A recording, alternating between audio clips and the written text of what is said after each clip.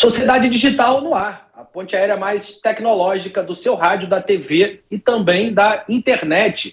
Nós vamos juntos nessa próxima meia hora falando sobre como a tecnologia impacta a sociedade. Como você já pôde perceber, meu amigo e minha amiga, hoje não temos Carlos Aros no estúdio. Estou aqui para falar de novidades e também de questões importantes do nosso dia a dia, mas não estou sozinho. Estou sem o Aros, não estou sozinho. Comigo aqui hoje está Hudson Mendonça, que é CEO do Energy Summit e vai ajudar a gente a entender as características da transição energética, como isso vai acontecer e vai impactar a vida de todo mundo. Hudson, tudo bem com você? Seja muito bem-vindo.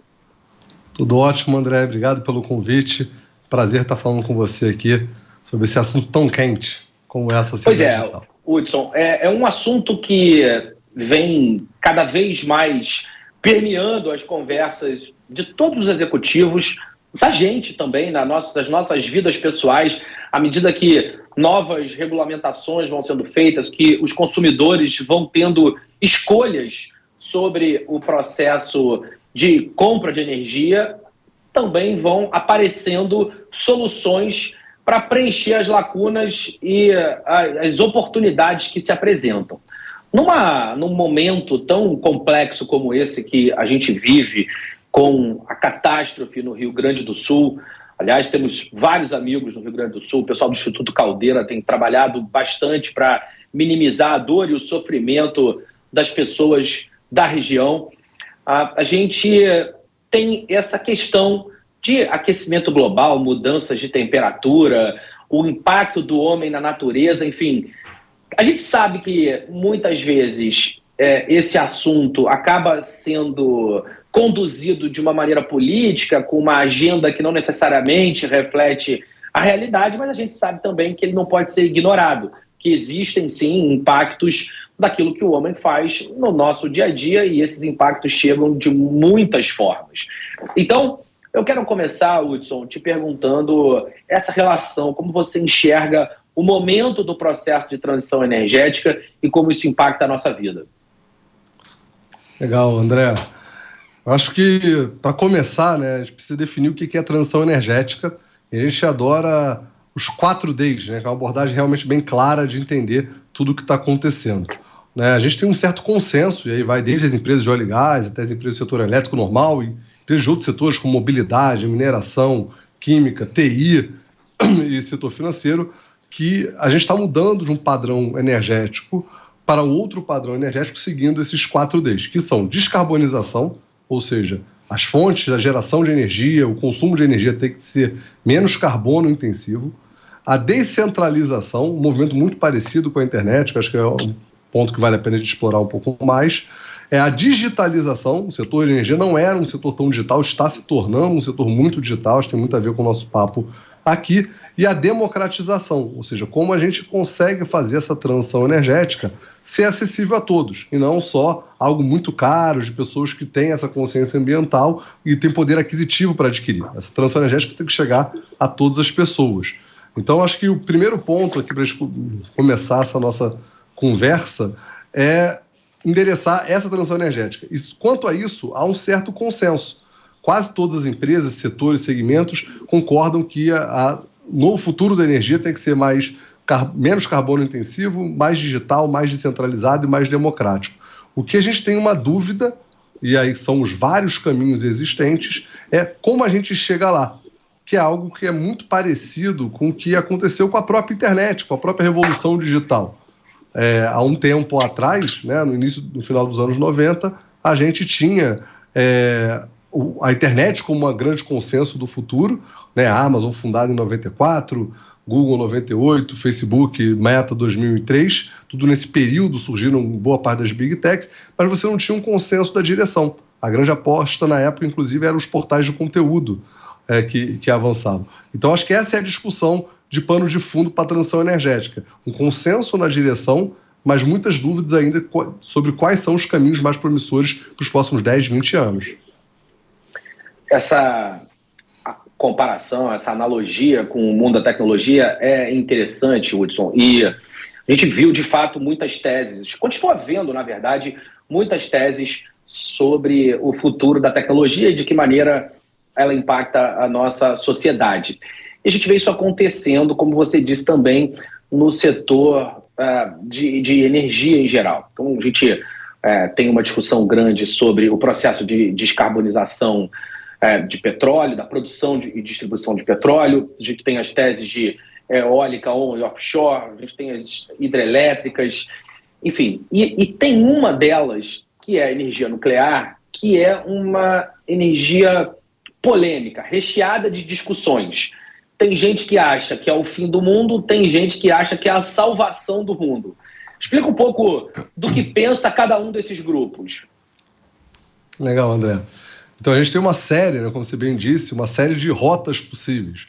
Né? Aqui no Brasil, por exemplo, biocombustíveis é super forte por causa da potência do agronegócio, a gente tem muito sol, vento, mas de maneira geral a transição energética ela não é igualmente distribuída. Né? Então tem países que não tem muito território, muito agronegócio, e a biomassa pode ser uma solução, tem países que não. Tem países que têm, por exemplo, fontes térmicas, né? Aqui a gente tem pouco. Então a gente tem realmente até descarbonizar o próprio petróleo, que não é distribuído igualmente ao redor do mundo. Então acho que a gente tem várias possibilidades de caminhos para explorar. Sobre a nuclear especificamente que você falou, realmente ela é um tema super polêmico e tem mais uma pitada agora de tecnologia sendo associada nessa indústria. Né? A tecnologia nuclear é uma tecnologia muito limpa. Para entender, fazer um breve overview de como é que funciona o sistema energético, você vai ter várias fontes de energia, vamos focar aqui no setor elétrico, na geração elétrica, por exemplo, possíveis, como sol, vento, né, eólica, solar, só que cada fonte tem sua característica. Então, por exemplo, a fonte solar ela é uma fonte intermitente. Né? Quando bate o sol você gera, quando não bate você não gera. A mesma coisa a eólica. Então, todo o sistema de geração de energia precisa ter algum tipo de geração de energia em que você controle a oferta e demanda para nos momentos que solar e eólica, por exemplo, não estiverem emitindo, você conseguir emitir essa fonte.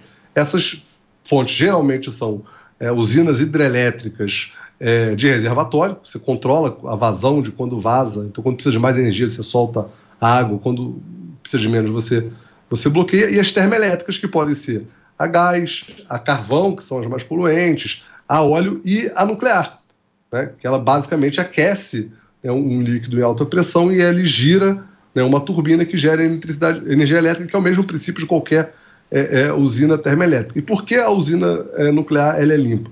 Porque o combustível dela não é queimado, né, não é que nem um carvão que você queima e emite poluente. Ele faz as reações químicas ali no reator e aquilo consegue aquecer esse vapor e gerar a turbina e gerar energia elétrica. Ela é bastante limpa. E tem uma série de tecnologias, né? As pessoas têm medo porque associam muito com a bomba nuclear, que é um processo bem diferente, né? E também com os acidentes nucleares que aconteceram no passado, que foram realmente acidentes muito complicados, mas hoje o nível de segurança, né, o nível das usinas e todas as outras questões que estão avançando resolveram a maior parte desses problemas. Então a usina nuclear é considerada uma usina não renovável, mas uma geração de energia muito limpa. Ela gera muito pouco carbono nesse processo todo, em toda a sua cadeia. Então é realmente uma fonte muito promissora para cumprir essa lacuna do sistema, ou seja, a lacuna das termoelétricas. Além disso, essas usinas que a gente está falando são usinas de fissão nuclear, que usa esse mesmo modelo, né, de pegar átomos grandes e separar.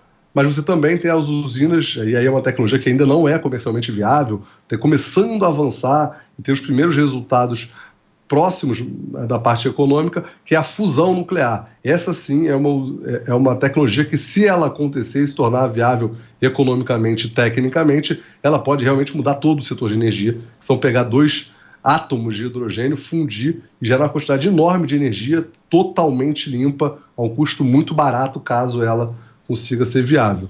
Então acho que assim, a gente tem muitos caminhos para percorrer na transição energética, eu falei aqui alguns, mas eu acho que a nuclear em específico ela cumpre um papel importante e está sendo muito discutida, principalmente com as novas tecnologias, de fazer microreatores, reatores menores, usinas menores, mais seguras. Então, realmente, você tem aí uma perspectiva muito grande de ter trazido uma discussão intensa sobre nuclear aqui, com os meus vários chapéus, né, associados. Hudson, A demanda por descarbonização é uma questão que existe entre países, entre empresas, países que assumem compromissos globalmente com o processo de redução, não só de emissão de gases poluentes, mas de descarbonização efetivamente. E, naturalmente, esse compromisso é repassado para as empresas.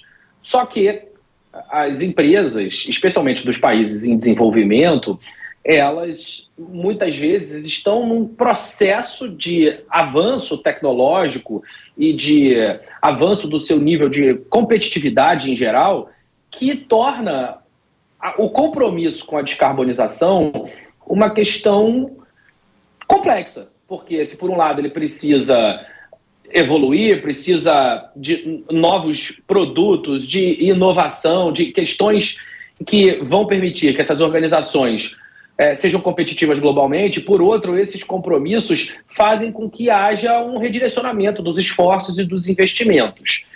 Como você enxerga esse processo nos países em desenvolvimento e especificamente no caso brasileiro? André, então um dos pontos mais importantes da transição energética, como a gente está falando, é a democratização. Não adianta a gente ser ambientalmente responsável e as pessoas morrerem por questões de segurança energética. A gente viu esse debate sendo vivido agora na Europa com a guerra da Ucrânia, o risco das pessoas não terem aquecimento em suas casas devido ao abastecimento de gás vindo da Rússia, e a Europa inteira reativando usinas a carvão, usinas superpoluentes, porque não podia deixar as pessoas morrerem de frio, né, no inverno europeu por causa da questão só ambiental. Né? Você tem esse dilema aí, às vezes, entre o social e o ambiental do ESG, né? Governança sempre, mas, né, o social e o ambiental também fazendo isso. A gente tem, né, no âmbito do Energy Summit, buscado fazer essa discussão dos trade-offs.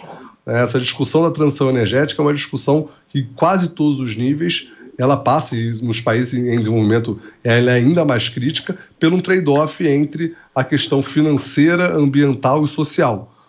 O triple bottom line, que é um termo que o pessoal tem usado menos em detrimento do ESG, mas ainda super atual. Então você tem que fazer essa conta, ou seja, como é que você permite que as pessoas tenham acesso a uma solução. O Brasil, em particular, ele tem uma característica sui generis, que caracteriza ele como um palco muito importante para a discussão da transição energética em nível global. A gente pode escolher praticamente qualquer rota da transição energética. A gente tem muito sol, a gente tem muito vento, a gente tem muito território, a gente tem um agronegócio potente que gera, né, potencial de uso de biomassa em diversas frentes. A gente até petróleo, né, a Petrobras tem feito esforços grandes em descarbonizar a cadeia do petróleo, chegar com petróleo, né, menos intensivo em carbono na sua cadeia inteira. Então a gente tem uma série de vantagens em relação a diversos outros países que permite que eles tenham uma energia razoavelmente barata e abundante, sendo renovável. O Brasil é o segundo país com matriz elétrica, não a matriz energética. Nossa matriz energética também é muito limpa por causa do etanol, mas a matriz elétrica chega a picos de 90% de renováveis na matriz energética. Acho que no passado fechou com 87%, se eu não me engano. É a segunda mais limpa do mundo, só perde para a Noruega, que é um país que tem uma população igual à cidade do Rio de Janeiro. Então, de fato, a gente tem uma condição muito vantajosa para ser líder na transição energética e para a gente poder avançar e liderar essa discussão. Eu acho que muito do que a gente tem feito de trazer as discussões, seja no MIT RIP, seja na MIT Technology Review, seja no Energy Summit, os palcos da discussão para quais são os caminhos mais promissores para o futuro da energia. Essa discussão é uma discussão que vai permear aí o mundo inteiro nos próximos pelo menos 10, 20 anos de maneira muito intensa, porque o setor de energia ele é muito conectado com todos os outros. A maneira que ele é financiado envolve todo o sistema bancário, o consumo de blockchain, volta e meia tem falado disso, né, da parte digital, né, o número que eu ouvi falar há pouco tempo, né, uma busca do ChatGPT, ela consome 15 vezes mais energia do que uma busca do Google normal. Então, como é que você endereça a questão energética da inteligência artificial também. Tem a questão da mobilidade, os veículos elétricos chegando, como é que você mantém o sistema de abastecimento de energia, mudando o paradigma de gasolina e etanol, de combustíveis líquidos para combustíveis, para eletricidade, que são gerados de outra fonte. A questão de materiais da transição energética, mineração, lítio começa a se tornar um material crítico para viabilizar a transição, assim como outros materiais de construções de outras fontes, como o silício para os painéis solares, o concreto, o aço para a eólica. Então, de fato, essa mudança do setor de energia, ela vai transbordar em muito o setor de energia, propriamente dito, e sem dúvida com impactos enormes para o mundo digital. Hudson, eu quero te ouvir sobre o Energy Summit, mas antes disso, eu vou te perguntar sobre o processo de descarbonização em si. A gente ouve falar disso o tempo todo. Já entendemos que o carvão é o vilão dessa história, mas eu queria entender um pouco mais sobre isso. O que significa descarbonizar um processo de produção de petróleo, por exemplo? Em maiores detalhes, como um leigo no assunto pode entender o mal que o carbono faz na natureza e na nossa vida? O carbono é um dos principais vilões aí das mudanças climáticas, a longo tempo mapeado. E aí, basicamente, para explicar como é que funciona o processo todo de qualquer usina térmica, de qualquer geração de energia à base térmica, você bota um combustível ali. Esse combustível ele é queimado para aquecer um líquido, geralmente água, que gera vapor e gira uma turbina que gera eletricidade. Esse processo gera resíduos, gera esse carbono. Dependendo do combustível que você usa, ele vai ser mais carbono intensivo ou menos carbono intensivo. Ele vai emitir mais poluentes ou menos poluentes. Como você disse, o carvão hoje é o grande vilão.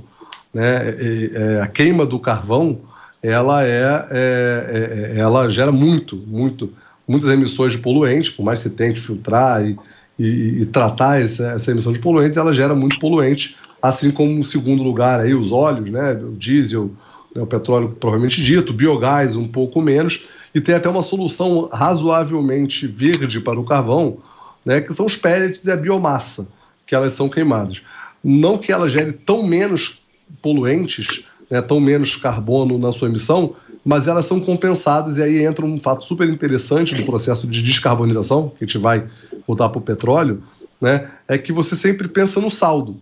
Então, por exemplo, se você está queimando, por exemplo, pellet de cana ou de uma árvore, ou resíduos de floresta, na hora que essa planta cresceu, ela capturava carbono. Quando ela é queimada, no combustível, ela gera carbono. Então você tem um saldo aí de carbono, ou seja, a planta cresceu, capturou carbono da atmosfera, lembrando aí as aulas aí de biologia, captura carbono, e gera oxigênio às plantas, e aí quando ela é queimada, ela solta o carbono de novo, e aí um pouco mais, e tem esse saldo aí, e essa conta que é feita da conta da descarbonização, quando você substitui, por exemplo, gasolina por etanol.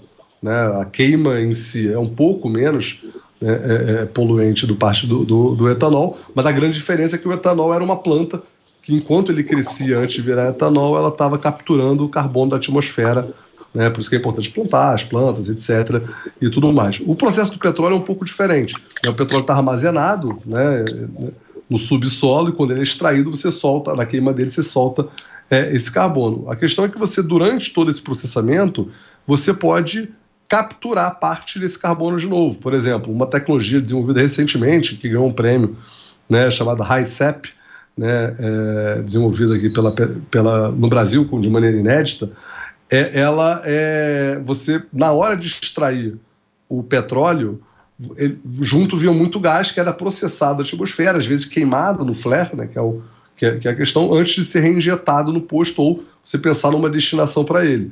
Essa tecnologia ela permite, no leito submarino, você processar o gás carbônico e injetar ele de novo, que aumenta a pressão, você consegue extrair mais petróleo, ser mais eficiente nesse processo, e você mantém o carbono ali aprisionado dentro do subsolo, dentro de umas cavernas, de onde antigamente é petróleo, aquilo ali fica armazenado. né? A indústria de petróleo também, né, e outras indústrias também, têm trabalhado muito com a questão de compensação.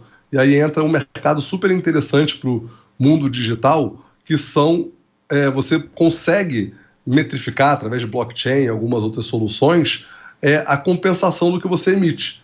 Então, por exemplo, tem algumas empresas da distribuição de gasolina que tem alguns tipos de gasolina que são carbono neutro, ou seja, ela faz a conta de quanto todo o processo de produção e queima daquela gasolina gera de carbono na ponta, até o consumo final, e neutraliza isso com outras tecnologias ou com outras iniciativas, desde plantar árvores, né, ou coisas mais sofisticadas aí que diminuem a pegada de carbono e chegando ao sonhado net zero, né, que é o carbono neutro.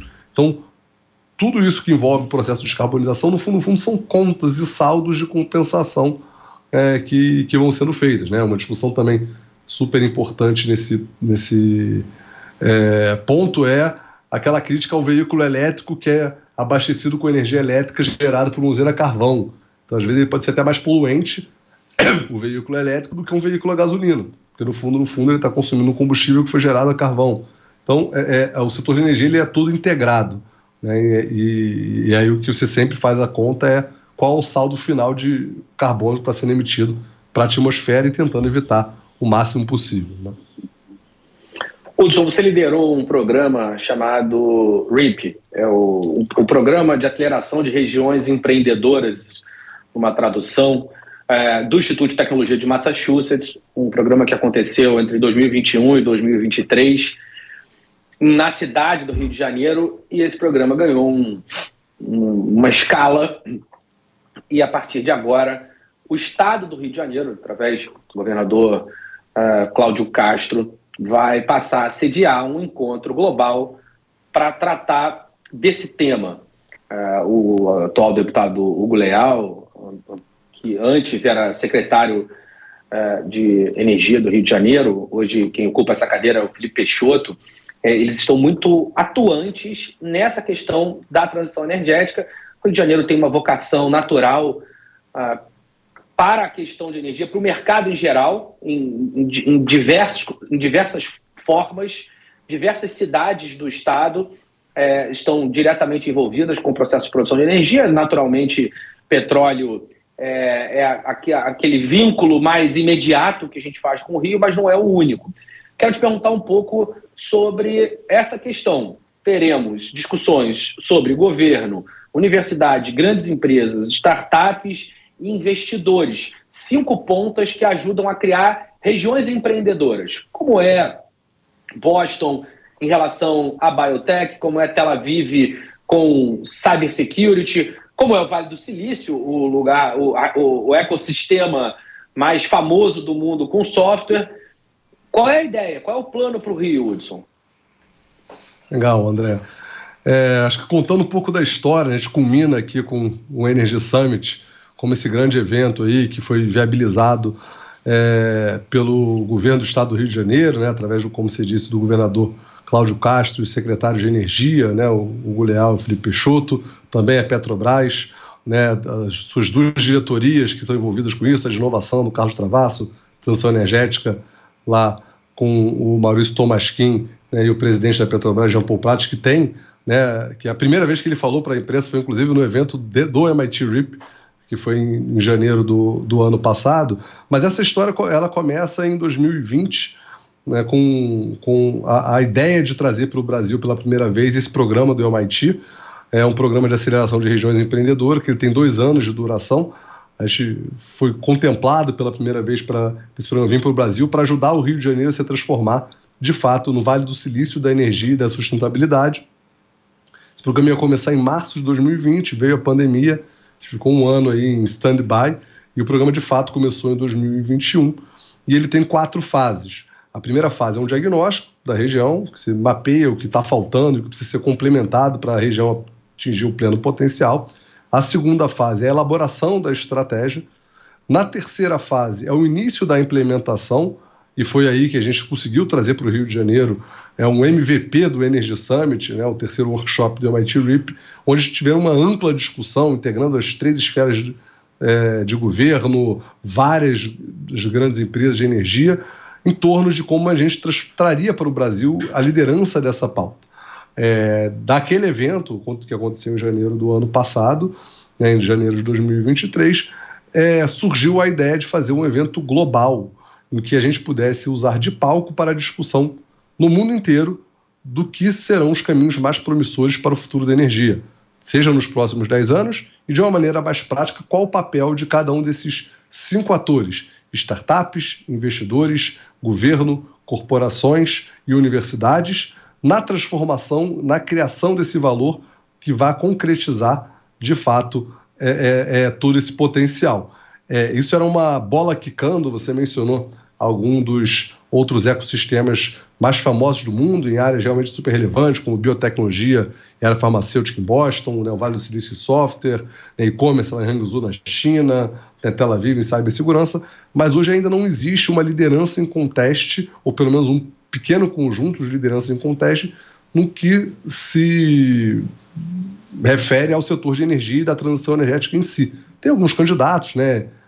Houston é uma das candidatas, né? Tem alguns países nórdicos que estão se candidatando também a liderar essa discussão, mas o Rio de Janeiro, sem dúvida, tem condições de estar ali brigando pelas primeiras posições, como os grandes ecossistemas de inovação e energia do mundo, porque a gente é sede aqui de várias empresas nacionais e multinacionais de grande porte, né, em energia, seja de óleo e gás, seja de energia elétrica. Tem universidades de pontas, tanto nas áreas técnicas, engenharia, matemática, quanto nas áreas de negócios. Temos entidades governamentais importantes, como o BNDES, FINEP, ANP, EPE, aqui. Temos startups surgindo e alguns investidores surgindo também. Então, daí surgiu essa ideia de unir esse ecossistema em torno do MIT RIP, num primeiro momento, na formação do ecossistema, e agora transformar isso de forma inédita em um evento. É uma metodologia completamente inovadora, que está sendo desenvolvida junto com o MIT, fazer um evento que junta 5 tipos de stakeholders diferentes. A gente sempre fala, quando a gente vai num evento tradicional, você geralmente envolve 1 ou 2 fornecedores, geralmente um comprador e um fornecedor de alguma solução. Aqui a gente está falando de unir 5 pontas em prol de um objetivo comum. Isso torna o evento muito único, né? Frase que a gente costuma falar nas nossas reuniões internas é que o Energy Summit não é apenas mais um summit. Então, acho que isso é muito importante para essa construção que está sendo feita de transformação do Rio de Janeiro no Vale do Silício, da energia e da sustentabilidade. Minutinhos aqui. E o que eu quero te perguntar, eu quero entender de que maneira isso impacta a vida de quem está nos assistindo. Legal, já entendemos no longo prazo, a natureza, o mundo, obviamente, tudo isso é motivo suficiente para a gente se preocupar com essa história toda. Mas, aqui no curto e no médio prazo, o que a gente pode esperar em relação às mudanças no consumo de energia? Legal, André. Acho que tem mudanças de várias naturezas, né? A primeira, acho que mais bem rápida, né? Tem uma série de regulações sendo mudadas e a gente tem uma relação, por exemplo, com o consumo de energia elétrica que é uma ligação de usuário, né? Você tem uma fornecedora local que você tem que consumir com ela e você paga uma conta no final do mês. Com todas essas mudanças que estão acontecendo no setor, tem surgido novos modelos de negócio. Você pode acabar escolhendo a sua fonte, como você faz com telefonia, né? A gente passou por esse processo, mais uma vez fazendo uma comparação do mundo digital, do mundo de telecomunicações com o mundo de energia. Antigamente você só tinha uma provedora de telefone, quando era o telefone fixo, na sua casa, e hoje você pode escolher, você é consumidor, e cada uma das empresas que competem nesse mercado oferece pacotes diferentes, vantagens e desvantagens para cada um. A gente vai viver isso em breve, já está começando a viver isso em breve, por causa das novas regulações, no setor de energia. Você vai poder escolher quem vai ser o seu fornecedor de energia elétrica na sua casa. Uma outra coisa super importante é a questão da mobilidade. Os veículos elétricos estão chegando, a gente ainda tem um problema de infraestrutura, ainda não tem tanto eletroposto quanto deveria para uma mudança completa de frota, mas é um procedimento que vai começar a mudar. O veículo elétrico ele é absurdamente mais eficiente do ponto de vista energético. O veículo a combustão interna ele perde muito do que é queimado do combustível em forma de calor e não em forma de tração. O veículo elétrico ele é muito mais eficiente Então, você barateando o custo dele, ele vai se tornar muito mais viável, mas você vai ter um problema aí de infraestrutura. Tem uma outra questão também, né, assim como todas as grandes transições, ela afetam a natureza dos empregos.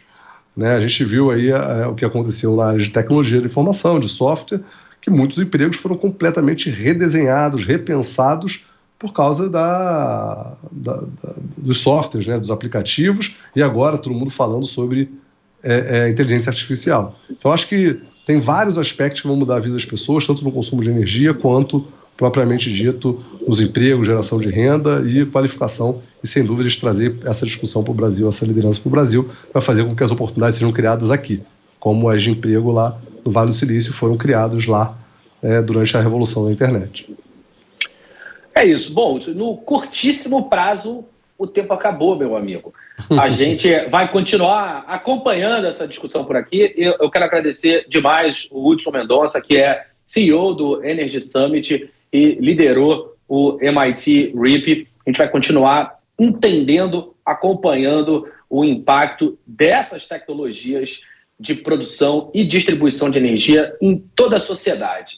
Semana que vem, a gente volta por aqui. Eu e Carlos Aros, a ponte aérea vai estar completa de novo e a gente se vê. Um abraço para todo mundo que nos assiste e que nos ouve. Semana que vem a gente se encontra por aqui. Tchau, tchau.